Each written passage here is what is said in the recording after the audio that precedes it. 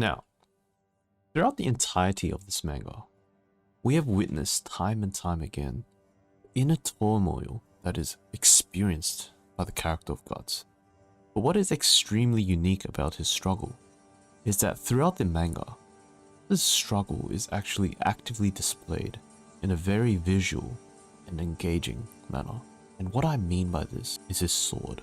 Now, over the past few weeks, I've really wrestled with this concept, using my own path of struggle to really try to fully embrace and understand what Guts' sword really means as a symbol, as a motif, and as a representation of personal struggle and suffering.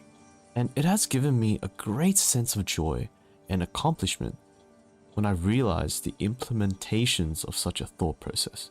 In Berserk, we have taken on an extensive journey through Guts' suffering, from the moment he's introduced as a child to the present black swordsman that we have grown to admire and respect.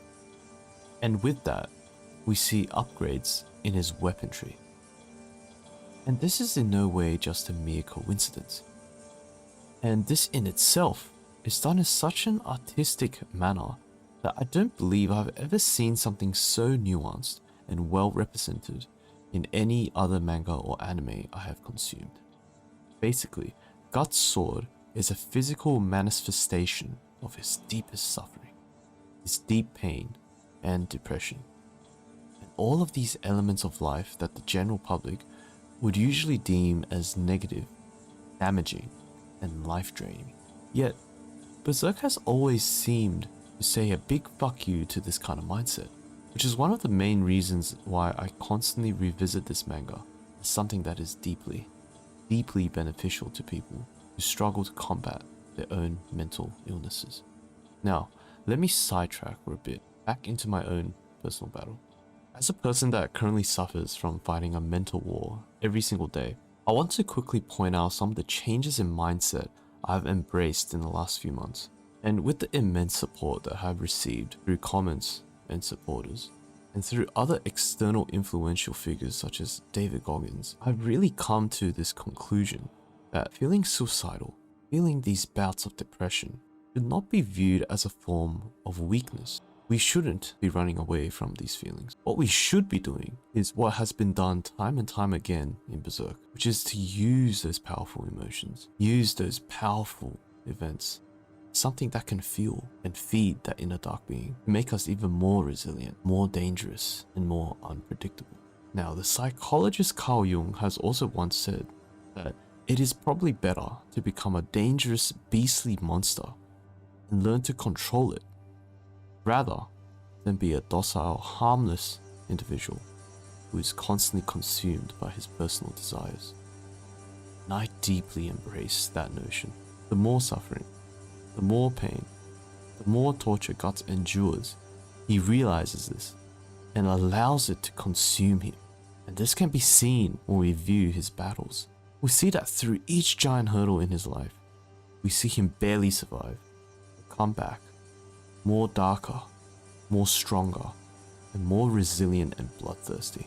And with that, we see him gain tools that are parallel these dark and dangerous character growths. We see his sword shifting into larger and larger tools, and this is an extremely important aspect of his character if we merely focus on the heaviness of the sword.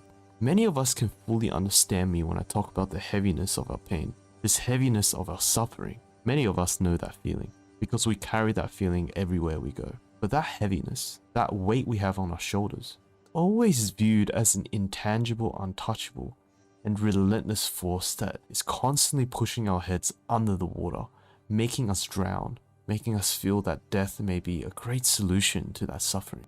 However, what Guts can teach us in this regard is learning to materialize and solidify that pain, and attempt to visualize and objectify it so that we may learn that the heaviness is actually something like a sword, which is a tool we can use to charge even further into the battle of life, destroy whatever is in front of us. And with each obstacle we overcome, it's honing that blade, it's sharpening that weapon, and we learn to conquer and tame that beast with each swing. This is how I believe is the best way to beat the shit out of our psychological battles, by becoming them and then beating them up to do our bidding. And yes, guts is in constant suffering. So what? What if suffering is necessary? What if our suffering just means that we are blessed to be able to fight, to live, instead of living a comfortable, mediocre life? What if our suffering is a gift, just like a giant sword is to guts? A unique tool that no normal person can handle, only we can wield. Use this mindset. Use this mindset to overcome your demons and destroy them day by day, week by week, obstacle by obstacle, forever.